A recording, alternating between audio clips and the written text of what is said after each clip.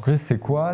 Aujourd'hui, c'est une plateforme de vente de produits cosmétiques dits invendus, donc c'est du déstockage. Typiquement, les distributeurs aujourd'hui qu'on connaît tous vont refuser des produits qui sont en date courte, des produits qui sont en léger défaut esthétique, en surplus de stock parce qu'ils n'arrivent pas à les vendre. Chaque mardi, le catalogue change sur Grise et on propose un catalogue différent avec des produits différents. Oui, chaque semaine, c'est des nouvelles marques, des nouveaux produits, mais qui complètent tous les besoins. C'est-à-dire qu'on aura toujours des produits pour les cheveux, des produits pour la peau, des produits de parfum, des produits de maquillage, des compléments alimentaires, tout ce qui va s'associer à la beauté et au bien-être. On essaye d'avoir un catalogue qui répond chaque semaine à tous les besoins, du corps entier. On valorise quelque chose qui a été dévalorisé pour une société, une personne. Ils se sont dit, on ne peut plus rien en faire. Nous, on va essayer de le récupérer, de le proposer à quelqu'un qui en a besoin, qui le veut, tout simplement. Et du coup, je pense que Grise, c'est de la revalorisation.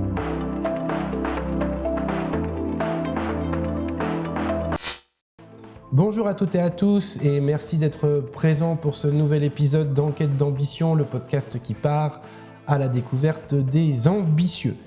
Aujourd'hui, nous sommes à la Villa Dunois. C'est la première fois qu'on sort un petit peu du cadre du labo.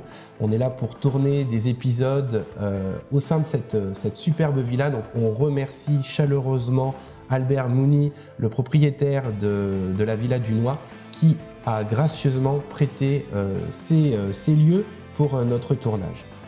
Avant que je commence la présentation de notre invité, je voudrais aussi remercier d'autres partenaires qui permettent au développement de notre podcast. Je voudrais remercier le Labo à Orléans. C'est l'incubateur de start-up sur Orléans et il nous aide à notre développement en nous prêtant des lieux pour filmer nos interviews. Je remercie aussi Orléans Capital de Thomas Moisan, le média des entrepreneurs et des porteurs de projets qui republie nos épisodes sur le net. Et puis bien évidemment Gaël Wargeld de Opic qui permet de faire du coworking dans les lieux atypiques et c'est grâce à elle qu'aujourd'hui on peut être délocalisé et pouvoir tourner à la Villa Dunois. Je remercie également Deal Street de Steven qui m'assiste depuis quelque temps dans les tournages de nos épisodes et c'est grâce à sa présence que vous pouvez me voir puisqu'avant on ne voyait que l'invité. Maintenant vous pouvez me découvrir et voir comment j'interagis avec nos invités. Bonjour Logan. Bonjour Alexandre. Ça va bien? Impeccable. Content d'être ici? Très content, très content. Alors, Logan, on va aller dans le vif du sujet, mais toi, tu représentes l'entreprise Grise, qui est basée à Chartres. Tout à fait. Donc, on va partir à la découverte de ton entreprise. Donc, si tu connais un petit peu le concept, on a une première partie où on va évoquer ton parcours, évoquer Grise, c'est quoi cette solution, qu'est-ce qu'elle permet. Et puis dans un second temps, on va parler de ta vision de l'ambition, d'où le nom du podcast, et on va essayer de voir comment tu peux nous définir l'ambition et même la vision, l'ambition aussi de Grise. Oui. Alors, est-ce que tu peux te présenter et nous présenter ton parcours professionnel et personnel, s'il te plaît? Bien sûr, du coup, Logan Favier, cofondateur de Grise, qu'on a fondé du coup en septembre 2023. Avant ça, moi, je suis issu d'une licence en marketing digital, puis un master. Noémie, mon associée, on s'est rencontrés sur les bancs du lycée. On est restés amis et c'est devenu par la force des choses la femme de mon meilleur pote aussi. On avait Donc, il y a des liens solides. Il y a des liens très solides. On n'avait jamais travaillé ensemble avant de se lancer dans l'aventure, mais par chance et par maturité professionnelle, elle et moi, ça a très bien fonctionné et ça fonctionne toujours très bien. On est même hyper complémentaires sur quasiment tous les points. Je suis l'opposé de ce qu'elle est et l'inverse. Oui, il y a une complémentarité à 100%. Exactement. Et initialement, moi, je suis des Alpes. Je suis né à la montagne, donc dans les éléments, dans la nature, dans la terre, et d'une famille de commerçants. J'ai aidé mon père dès 8 ans à faire les marchés dans les Alpes. T'es où dans les Alpes? Aux Deux Alpes. D'accord. Okay. Sur vraiment Isère, les Deux Alpes, l'Alpe d'Huez et Vaujany, je gravité entre ces 3 stations. C'est des beaux paysages par là. C'est magnifique. C'est aussi l'univers du ski, l'univers de la montagne, donc c'est vraiment... ça change des villes et ça change de tout, mais c'était vraiment... Je pense que pour grandir, c'est top. Et avec mon père, du coup, je l'ai aidé dès 14 ans. Je faisais tous les étés, toutes les vacances, je bossais avec lui. Donc déjà, j'ai eu... Le contact client, tu connais? Le contact client, le contact des affaires, le contact du commerce. J'ai été baigné dedans très petit. Et c'est pour ça que je m'en suis un peu échappé par mes études en allant dans le commerce digital, dans le marketing digital, parce que je voulais voir autre chose. Donc ça restait toujours du commerce, mais avec moins le contact client peut-être. C'est ça, un peu moins, plus de la stratégie, de l'anticipation et de la collecte de données pour voir ce qui fonctionne moins bien. Du coup, licence en marketing digital où j'ai travaillé en alternance dans des agences de com. Et ensuite, j'ai voulu me spécialiser chez un annonceur et en fait, par connaissance et par relation, je suis arrivé chez un distributeur en cosmétique. D'accord. Et par là, j'ai travaillé pour gérer le site internet, pour gérer le trafic sur le site internet. En parallèle de ça, Noémie a fait, du coup, mon associée, a fait un master en chimiste et elle s'est spécialisée aussi en cosmétique où elle était plus dans la création des produits pour les marques. Et on était tous les deux, quand on discutait, on avait tous les deux l'ambition d'être entrepreneurs, de ne pas avoir quelqu'un au-dessus de nous et de voler de nos propres ailes. Moi, ce qui me manquait, c'était plus l'idée, quelque chose qui avait du sens, pour lequel je croyais. Et un jour, Noémie est venue, on faisait une soirée entre amis classique et elle m'a parlé de la genèse et des premiers pas de Grise, de ce qu'était Grise au début. Donc c'est elle qui a eu l'idée. C'est elle qui a eu l'idée. C'est elle, en regardant ses placards, en regardant les stocks des marques avec qui elle travaillait, où elle s'est dit, là, il y a quelque chose à faire parce qu'il y a énormément de gaspillage. Donc, pour Grise, le but, c'est de lutter contre le gaspillage des cosmétiques qui sont invendus, qui ne peuvent pas être vendus sur les canaux traditionnels. Typiquement, les distributeurs aujourd'hui qu'on connaît tous vont refuser des produits qui sont en date courte, des produits qui sont en léger défaut esthétique, en surplus de stock parce qu'ils n'arrivent pas à les vendre. Ou parfois, le marketing va dire on passe plus au tube bleu, on passe au tube vert. Du coup, tous les produits... Tout part à la poubelle? Alors, avant, tout partait à la poubelle. C'était plus facile de mettre ça sous le tapis et de les détruire. En 2022, il y a la loi AGEC qui est sortie et qui a imposé à toutes les productions non alimentaires de ne plus détruire les produits qui pouvaient être réutilisés. En fait, ça a commencé par la loi Garot en 2016 avec l'alimentaire. D'accord. Ce qu'on connaissait avec les destructions de produits à la javel derrière. Donc là, il y a eu quelque chose qui a dit on arrête de détruire des produits qui peuvent être encore consommés. Et en 2022 est sorti pour les cosmétiques, le textile et l'électronique cette loi qui interdit les fabricants de les détruire si la date n'est pas passée et s'il y a eu des refus d'associations pour des dons. Ok, d'accord. Et donc elle t'explique, du coup son concept. C'est que c'est un concept. Au début, c'était vraiment une idée, un concept, et c'était même autre chose. C'était l'idée de Grise, c'était de récupérer les cosmétiques chez les particuliers qui étaient voués à être gaspillés, les récupérer, les stériliser et potentiellement les revendre à quelqu'un qui en aurait besoin. D'accord. Au fur et à mesure des recherches, on s'est aperçu que le gaspillage des particuliers, c'était ce qu'on voyait sur l'iceberg, et le gaspillage des entreprises et des marques, c'était tout ce qui était caché. Du coup, on s'est dit, on pense que pour commencer dans cette aventure, on va commencer avec les marques et on va les contacter, on va voir s'il y a un réel besoin, si une solution comme Grise, qui est de récupérer ces produits pour les revendre, les donner ou les recycler, peut être quelque chose qui les intéresse. Donc pendant 4-5 mois, on a contacté une centaine de marques en expliquant le projet et en co-construisant aussi le projet avec elles, en demandant ce dont elles avaient besoin. Vous nourrissiez de vos échanges. C'était un démarchage, mais en même temps qui était nourrissant. Qui n'avait aucun but commercial à la base, c'était on échange ensemble, on essaye d'observer vos besoins et on voit si ce que nous, on pense de Grise, ça peut être compatible avec vos besoins. Du coup, on a contacté des startups, des grands groupes, des marques premium, des marques de luxe. Et là, on a construit Grise pour qu'elle s'adapte à toute taille d'entreprise, que ce soit un laboratoire, un distributeur, une marque, une start-up, pour pouvoir récupérer ces produits et les revaloriser de la meilleure des manières. Donc concrètement, il y a une entreprise qui va vous donner, alors vous vendre, je ne sais pas, vous donner... Voilà. Est-ce qu'on peut aller concrètement dans le fonctionnement de Grise? Bien sûr, Grise, c'est quoi? Aujourd'hui, c'est une plateforme de vente de produits cosmétiques dits invendus, donc c'est du déstockage, qu'on récupère chez les marques et que chaque mardi, le catalogue change sur Grise et on propose un catalogue différent avec des produits différents. Oui, chaque semaine, c'est des nouvelles marques, des nouveaux produits, mais qui complètent tous les besoins. C'est-à-dire qu'on aura toujours des produits pour les cheveux, des produits pour la peau, des produits de parfum, des produits de maquillage, des compléments alimentaires, tout ce qui va s'associer à la beauté et au bien-être. On essaye d'avoir un catalogue qui répond chaque semaine à tous les besoins, du corps entier. Donc du coup, une entreprise va vous donner ces produits qui ne peuvent pas être vendus du coup. Et vous, là, qu'est-ce que vous en faites pour après les revendre? Alors du coup, l'entreprise ne nous les donne pas, elle nous envoie un fichier qui nous dit « j'ai tant de produits qui ont tant de problèmes, qui ont besoin d'être revendus ». Nous, on récupère ce fichier, on voit si c'est compatible avec les semaines. On les met sur Grise, on les vend, on fait de la vente conditionnelle, c'est-à-dire qu'on ne les a pas en main propre, c'est toujours chez la marque. Mais par contre, on les met en vente, c'est la marque qui décide du prix. Et nous, on essaye d'avancer surtout des arguments de réduction, parce que le but c'est de présenter les meilleurs produits au meilleur prix, parce que si je fais juste une parenthèse, qu'on a vu pendant nos recherches, c'est qu'il y avait, même ça a augmenté là récemment, je crois que les derniers chiffres c'est il y a 10% des Français qui se lavent sans savon et 9% des Français qui se brossent les dents sans dentifrice. C'est un peu compliqué. C'est compliqué, il y a le pouvoir d'achat diminue et du coup l'objectif avec Grise c'était de rendre accessible.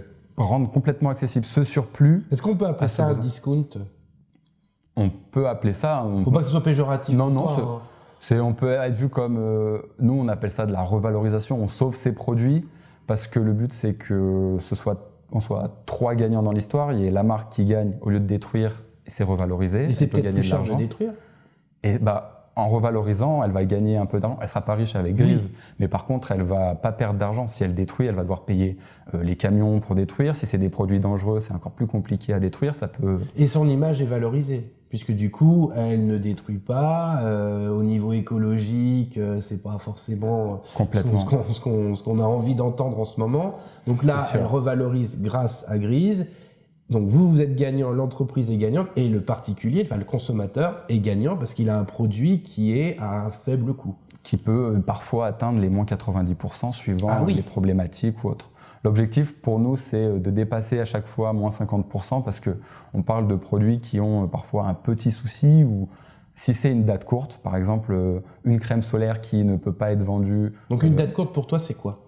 C'est entre 1 an et 3 mois. Nous, la limite, c'est si dans 3 mois, la DLUO passe, on peut encore le prendre. Si c'est avant, on réfléchit à d'autres solutions type don ou type recyclage tout de suite pour pouvoir les revaloriser d'une autre manière. D'accord. Mais du coup, aujourd'hui, des distributeurs classiques, pour une crème solaire, si elle passe dans 1 an, ils ne la récupèrent pas, ils renvoient les palettes directement au fabricant parce que les crèmes solaires, ça tient que 2 ans et c'est saisonnier. Donc, ils se disent que s'ils ne vont pas le vendre cet été, ils ne l'auront pas vendu avant l'été prochain, donc ça part. Et c'était, et ça l'est toujours, une grosse partie du gaspillage des produits. Donc du coup, les produits sont sur votre site internet, ils restent dans le stockage de l'entreprise.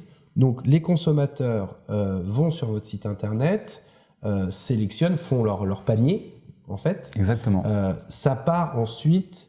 Ça ne transite pas du tout chez vous, on est d'accord. Ah si, c'est à ce moment-là que ça transite par chez vous. On n'est pas du tout en dropshipping. L'objectif, c'est qu'on avait quand même une volonté vertueuse. C'est pour ça qu'on travaille à l'inverse de showroom privé ou autre où il y a des ventes toutes les semaines. Nous, on travaille par semaine, ce qui permet de faire que chaque commande, les produits, on va les recevoir, on pourra faire un seul colis. Ah d'accord, ok, c'est des packs. Donc, à la fin de la semaine, nous, on commande tous les produits qu'on a vendus aux marques. Les marques nous envoient tous les produits. Nous, on confectionne chaque commande unitaire avec tous les produits qu'il y a dedans et on les expédie aux clients. Donc, on sait que notre modèle aujourd'hui a 10 à 15 jours d'expédition et de livraison de la commande à la réception. C'est un peu long, mais c'était le modèle le plus vertueux qu'on avait pour pouvoir s'adresser à la France entière et pour pouvoir proposer à la France entière des produits qui sont au meilleur prix et des meilleures qualités possibles. Actuellement, Grise travaille avec combien de marques ? Aujourd'hui, alors en 1 an et demi, on a... Parce que c'est jeune, ça fait pas longtemps. Ça fait pas longtemps, mais alors on a eu beaucoup de chance. C'est au début énormément de contacts commerciaux où il fallait démarcher. À un certain moment, ça s'est échangé. C'est les marques qui venaient vers nous. C'est bien, la vapeur s'est inversée. Complètement. Aujourd'hui, on travaille avec plus de 350 marques. Donc avec qui France ou en dehors de France? On a 95% c'est France, et après on a Espagne, Angleterre, et on a une marque américaine, mais oui, donc on est qui est déjà implantée en France. D'accord, mais on est en dehors de l'Union européenne avec l'Angleterre. C'est ça. Ok, c'est un peu plus compliqué là, le fait qu'il soit sorti. Il y a eu, alors là, le siège est en Angleterre, mais ils ont des entrepôts en France. Ah oui, donc ça permet. On a déjà les produits ici parce qu'ils ont déjà de la distribution en France, donc tout est ok. Et c'est à quel moment que vous vous êtes rendu compte que, parce que quand tu m'expliquais que tu contactais les entreprises au début pour te nourrir, c'était nourrissant d'informations. C'est à quel moment que vous vous êtes dit ça y est là c'est viable, c'est bon, faut se lancer, c'est ok. On était des éponges, donc on prenait tout ce qu'on nous disait, que ce soit critique, négatif ou positive. Et la chance ou l'opportunité qu'a fait qu'il y avait beaucoup plus de retours positifs que de négatifs. D'accord. Et on s'est vite dit, il y a quelque chose à faire avec ça. Et pour dire, du coup, Noémie était à Montpellier initialement, moi j'étais à Marseille. On s'est dit, on va monter à Chartres pour se lancer dans l'aventure. Alors, est-ce que c'est parce qu'on parle de Chartres, on dit c'est la cosmétique vallée française. Est-ce que c'est ça le choix ? C'était ça le choix. On connaît un peu de gens autour de nous, mais on s'est dit à Chartres, il y aura du réseau, on va pouvoir parler à plus de marques, on va pouvoir parler à plus de partenaires. Et c'était le meilleur des choix à faire parce que du coup, ça a permis de rencontrer tous nos partenaires et toutes les marques aujourd'hui avec qui on travaille. C'était un vrai tremplin, Chartres. D'accord. Et ça l'est toujours. Donc même si on est à Marseille, qui est quand même la deuxième ville de France, Chartres, c'est vraiment the place to be. C'est the place to be pour parler de cosmétiques. Après, dans le sud de la France, il y a beaucoup de laboratoires. Mais Chartres, c'était aussi facile parce qu'on était à 1 heure de Paris. Oui, il y a cette facilité. Donc pour rencontrer des grands groupes ou autres, c'était beaucoup plus simple. Et ça nous plaisait d'être à Chartres parce qu'on avait besoin de ce dynamisme. Et pour se lancer, c'était vraiment le meilleur choix.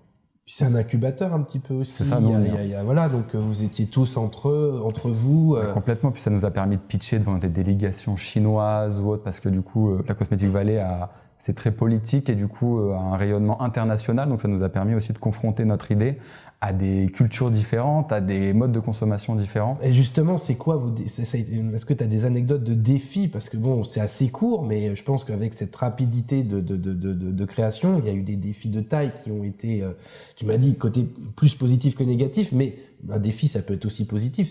C'est quoi les défis que vous avez eu à surmonter? Le premier défi, ça a été, dans notre modèle, on propose des marques tous les mardis, ça a été d'avoir assez de marques et assez d'offres pour que, de façon hebdomadaire, vous puissiez répondre... Pouvoir assurer au moins... Mais ça, c'est un travail de dingue, ça. Il faudrait qu'on ait un mois où là, le planning, il est OK pendant un mois, ce qui nous permet pendant ce mois de trouver les prochaines marques du mois d'après. Okay. Donc, on a travaillé en flux tendu parce que le mois est passé très vite et récupérer des marques par-ci, par-là. Du coup, il a fallu travailler. Du coup, on a commencé avec 3 marques par semaine et là, on est à entre 12 et 15. Quand tu t'adresses à la délégation chinoise, c'est pour une levée de fonds, je suppose? Non, on était la vitrine des startups actuelles à l'époque. Alors, je pense que c'est même encore plus stressant. Oui, c'est montré. On était 3 startups devant cette délégation et c'est surtout que en Chine, ils ne se posent pas ces questions-là de recyclage ou autre. Ils sont dans la production intense, dans la création de villes dédiées à la beauté. La revalorisation, le recyclage, c'est pas leur problème aujourd'hui. Donc, quand on a échangé avec eux, ils nous ont dit oui, on verra ça plus tard. Enfin, c'est pas du coup, c'était compliqué de parler à vraiment. Je crois que c'était le seul interlocuteur où vraiment on parlait de choses, enfin on n'avait vraiment pas les mêmes intérêts. Donc là c'était compliqué, mais ça nous a plu quand même de voir leur réaction, de voir qu'ici il y avait quand même des choses qui se lançaient sur ces sujets et qu'aujourd'hui quand d'un côté le pouvoir d'achat est en baisse et le gaspillage est en hausse, est-ce qu'on peut trouver un entre-deux pour pouvoir répondre à ces besoins et pour pouvoir Donc ils ont quand même trouvé ça intéressant, mais c'est pas leur priorité. Oui, ils ont dit c'est pas nous dans le parti qui nous occupons de ça. Voilà. Et en Europe, là, on sent vraiment que le paradigme est totalement différent. Et aux États-Unis aussi. Aux États-Unis aussi, j'ai fait un peu de veille dans l'Amérique, du coup vers Boston, en haut, où le nord de l'Amérique du Nord, du coup, ils commencent à être très orientés là-dedans, il commence à y avoir quelque chose. Donc on a réfléchi avec Noémie pour, une fois que le modèle sera parfait en France, comment le dupliquer dans un autre pays. Donc ça va être des ventes différentes. On sera peut-être plus sur de la réduction, mais sur des lots, parce qu'ils achètent en gros. Oui. C'est pas du tout la même façon de fonctionner. Hein. Mais par contre, il y a des marques, il y a des besoins, il y a du gaspillage aussi. Il y a des gens qui ont peut-être pas les moyens pareils de pouvoir avoir accès à la beauté. Donc ça peut être une façon de dupliquer ce modèle en dehors de l'Europe. Vous êtes combien ? Aujourd'hui, on est 2, toujours. On a commencé à 2 et on reste toujours à 2. On est actuellement en levée de fonds, ce qui nous permet... On s'est rencontrés d'ailleurs, et je salue Cédric 14, qui a participé, qui était le premier invité de Enquête d'ambition l'année dernière. Donc nous, on s'est rencontrés à ce moment-là pendant... Et qui fait partie de nos investisseurs de cette levée aussi. Oui, parce qu'on rappelle, Place 14 qui permet aux startups de faire des levées de fonds. Ils vous accompagnent dans cet exercice. Exactement. Ils cherchent des fonds ils investissent dans Grise en cherchant des fonds ailleurs aussi. Et Cédric fait partie des investisseurs. Il y en a 4 pour notre levée de fonds et il en fait partie. Et on est très heureux de le compter parmi nous parce qu'il a des idées qui sont hyper intéressantes, une vision qui est hyper intéressante. Donc on se nourrit de nos investisseurs, on se nourrit beaucoup de Cédric. Donc vous êtes 2. Oui. Est-ce que vous, pour le moment, c'est pas la priorité d'engager du personnel ? Si, parce que ça devient quand même un peu compliqué à 2. C'est quand on vous parle. Vous avez multicasquette, hein. Complètement. On a la tête partout et c'est dans l'ambition de recruter, de créer une équipe qui nous ressemble, qui a nos valeurs et pour qui Grise ça parle. Et quand la levée de fonds sera terminée. Le but, il y a une partie de l'argent qui est dédiée à cette levée au recrutement et à commencer à construire une équipe solide d'au moins 5 personnes. Et après, le but, c'est Cet objectif est prévu pour quand ? Fin de levée de fonds en juin 2025, recrutement septembre. D'accord, ok. Bon, je ne sais pas si ça sera diffusé à ce moment-là. C'était bien, tu m'as fait une passerelle pour parler de l'ambition. L'ambition de Grise, d'après ce que je comprends, voilà, vous êtes bien installé en France, ça a l'air de tourner assez bien, les marques sont venues vous voir, la vapeur s'est inversée, même au-delà des frontières, Angleterre, Espagne, Allemagne ? Non, on n'a pas... Alors, en tout cas, ça se développe. On parle avec un groupe allemand, mais c'est toujours en discussion. L'ambition de Grise, est-ce que tu as des ambitions à court, moyen, long terme ? Et si tu en as, ce que je pense, c'est quoi ? À court terme, l'ambition, c'est que la levée de fonds déjà réussisse et qu'on puisse accélérer le développement. À moyen terme, c'est créer une équipe, mais c'est surtout créer de la valeur sans se perdre soi-même. Parce que, comme tu l'as dit, on est 2, on est multicasquette, on est à fond dans le projet. Mais à côté, on a aussi une vie perso, on a de la famille. Et c'est comment créer de la valeur et être présent à 100% sans se perdre soi-même et sans perdre sa vie perso. Moi, j'ai eu un bébé là récemment et c'est là où tout s'est mis dans ma tête. Créer une entreprise, c'est bien, elle a énormément de sens pour moi, mais comment je peux arroser les deux, allier les deux et faire en sorte et prendre à contre-pied tous ces grands investisseurs qui disent qu'ils ont raté leur vie personnelle, ils n'ont pas vu grandir leurs enfants. Ils sont maintenant millionnaires, c'est super, mais est-ce qu'ils sont plus heureux, moins heureux ? Voilà, ça fait pas tout. C'est ça, et on est très raccord avec Noémie là-dessus, on crée de la valeur, on crée quelque chose qui est pertinent et l'ambition, c'est quand même d'être la référence en invendu cosmétique. L'ambition pour Grise, c'est que toute personne aux besoins confondus, j'ai besoin d'un dentifrice, j'ai besoin d'une crème, c'est avant d'aller chez les distributeurs classiques, c'est voir sur Grise s'il n'y a pas quelque chose qui pourrait l'intéresser, qui pourrait compléter ce besoin, parce que du coup ça sera moins cher et en plus on fera une bonne action parce qu'on sauve le produit, il ne sera pas détruit à la fin. Avant de partir sur l'ambition, dernière petite question, est-ce que les politiques se sont intéressés, parce que là tu me parles de délégation chinoise, donc je suppose qu'il y a quand même des politiques qui se sont intéressés à votre concept, ou pas du tout encore ? Actuellement, pas ou peu. Ouais. Non, on n'a pas été contacté. Parce que c'est quand même... Alors, il y a une pédagogie aussi de mettre en place.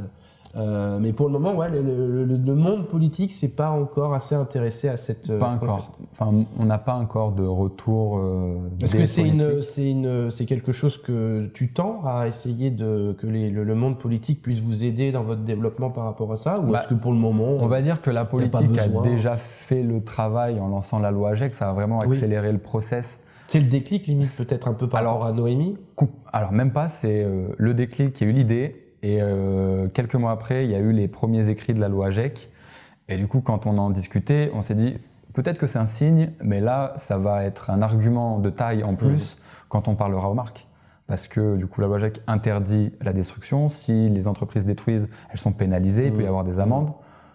Et on parle même dans 2-3 ans d'un wall of shame, donc les marques qui détruisent le plus, elles peuvent être affichées, du coup ça peut baisser leur RSE. De la honte, c'est ça ? De la honte, exactement.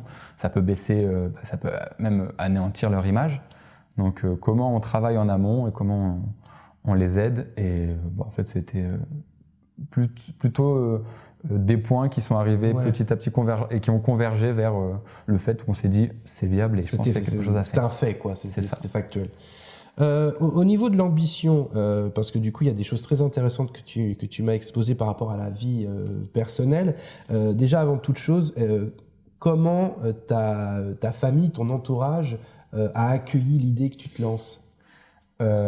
Plus que bien, parce que quand j'ai dit à ma chérie, on habite à Marseille, tout va bien, on a chacun notre situation, ça marche très bien. Je vais lancer Grise, donc elle était là à la soirée, donc elle a participé aux échanges, elle a participé au débat qu'il y avait sur la naissance, donc elle y croyait aussi dès le début. Mais quand on a dit ensemble, c'est même elle qui m'a dit si Noémie monte à Chartres, on monte tous à Chartres en fait. Et je dis si t'es d'accord. Et elle est infirmière, donc c'était assez simple de trouver du travail sur place, surtout que Chartres, c'est un désert médical, on n'en parle pas, donc ils étaient très contents d'accueillir. Oui, ils n'ont pas cherché longtemps. Donc c'était plutôt simple. Et même du côté de Noémie, son mari a accepté tout de suite, il a dit let's go, on y va. Donc il y a eu un déracinement sans en être un. C'est ça, tout le monde y a cru, on est montés tous ensemble, on est en équipe. Et vos familles ? Nos conjoints. Ça oui, mais le cercle, même si on recule un peu, les parents... Ils sont restés... Et ils ont accueilli ça comment ?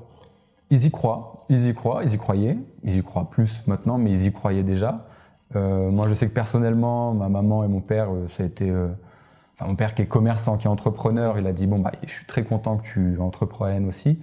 Et ma maman qui était aussi là, elle trouvait ça intéressant. Elle y croyait dès le début, elle a dit si ça va marcher, vous allez voir. Donc c'est vrai que tous ces petits retours, comme je parlais des retours positifs, ça a été un moteur, parce qu'on en avait besoin. Parce que c'est pas facile toujours. Il y avait l'idée de s'en aller géographiquement aussi, donc le fait que tout le monde vous pousse c'est un saut dans l'inconnu déjà de créer une entreprise. C'est un concept, faut y croire également, même s'il y avait des faits qui vous prouvaient que c'était bon.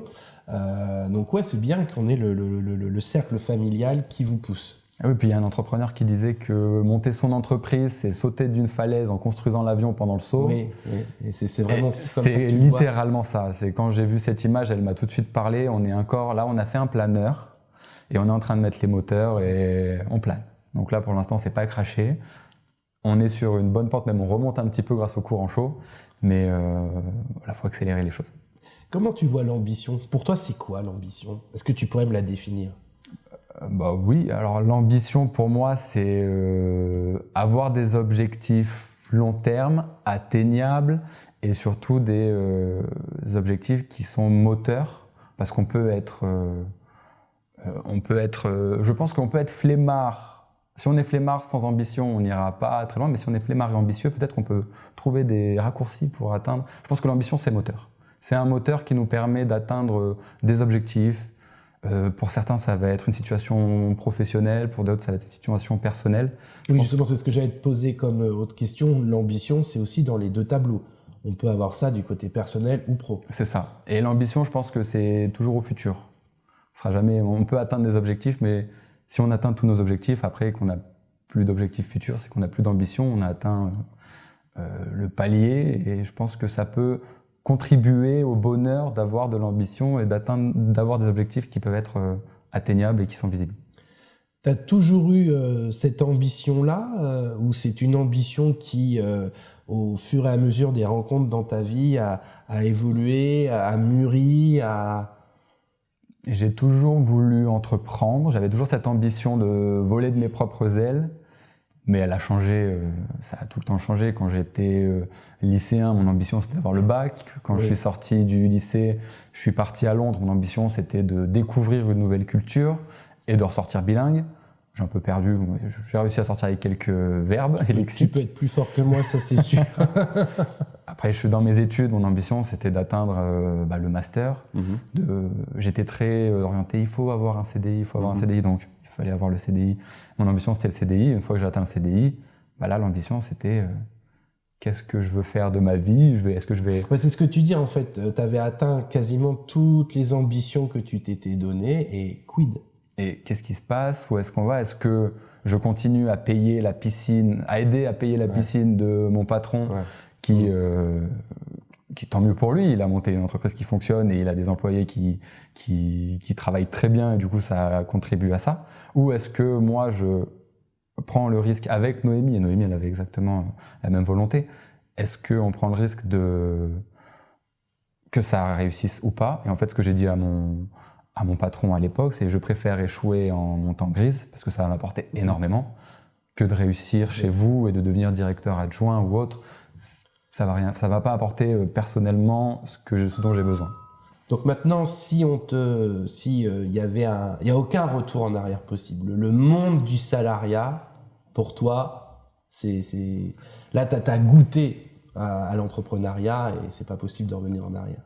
Je sais pas. Avec Noémie, on a un running gag, c'est dès qu'il y a un petit coup de mou ou un coup, c'est on va refaire notre CV. Donc c'est un running gag, mais c'est vrai que le salariat c'est très compliqué une fois c'est la sécurité. Le salariat c'est la sécurité. On peut aller très loin, on peut être très heureux dans le salariat. J'ai rencontré des personnes qui sont DAF d'une grande entreprise ou autre, ils sont salariés, ils sont très très bien. C'est des métiers qui leur demandent énormément de stimulation et autres, donc ça les aide. Peut-être que ça sera quelque chose pour moi plus tard, mais là, je sais que dans l'instant T, c'est l'entrepreneuriat, c'est Grise, et c'est surtout faire en sorte de polir ce diamant pour que ça en soit quelque chose. Alors justement, tu fais une passerelle magique, puisque je voulais te demander, est-ce que pour toi, l'ambition était un diamant brut qu'on taillait au fur et à mesure pour que ça donne le bijou qu'on attendait? Bien sûr, parce que dans l'ambition qu'on va avoir à un instant T, ça sera totalement différent. 3 mois après, l'idée qu'on se fera de l'ambition qu'on avait initialement va changer. Et en fait, c'est la taille de ce diamant qu'on va tailler, qu'on va polir. Quand je disais que Grise, initialement, c'était récupéré chez les particuliers, c'était le caillou qu'on avait trouvé. Et en fait, on a enlevé la terre, on a dit on va commencer par les marques avant d'atteindre les particuliers. Qui, d'ailleurs, dans l'ambition, on voudrait toujours atteindre les particuliers pour récupérer chez eux des produits. C'est pas perdu non plus. Alors, pour conclure, comment tu pourrais me définir en un mot Grise? C'est pas évident cet exercice-là, il n'est pas évident du tout. Allez, un mot ou une phrase. C'est le mot qu'on utilise depuis le début et je vais pas le changer, mais c'est revalorisation. On valorise quelque chose qui a été dévalorisé. On avait dit un mot, mais du coup j'explique. Oui, bien sûr. C'est on valorise quelque chose qui a été dévalorisé pour une société, une personne. Ils se sont dit, on ne peut plus rien en faire. Nous, on va essayer de le récupérer, de le proposer à quelqu'un qui en a besoin, qui le veut, tout simplement. Et du coup, je pense que Grise, c'est de la revalorisation, j'en rajoute un, cosmétique. Revalorisation cosmétique. Un mot ou une phrase pour la définition de ton ambition. Très grande, peut-être trop. Jamais trop. Jamais trop. Jamais trop. Tu vises les étoiles. Là, actuellement, mon ambition, pas sur la Lune, mais on est au niveau de la Lune et peut-être les étoiles après. C'est tout le mal qu'on te souhaite. Si tu t'adresses à cette caméra comme si c'était tes clients, est-ce que tu peux leur dire où est-ce qu'ils peuvent te retrouver Grise et les inviter à aller dessus? Chers clientes et clients, merci d'être resté jusque-là. Ça veut dire que ce qu'on raconte, c'est intéressant. Si vous cherchez des produits cosmétiques de qualité qui sont abandonnés par certains distributeurs ou marques, mais qui vous conviennent parce que la qualité n'a jamais été touchée, c'est juste parfois une rayure sur le packaging ou une date qui est un peu moins loin que d'habitude. Si vous cherchez à faire des bonnes affaires et à trouver des nouveaux produits, des pépites ou même des grandes marques jusqu'à moins 90%, faites un tour sur chris.fr. Vous serez, je pense, pas déçus. Merci beaucoup, Logan. Merci à toi, Alexandre.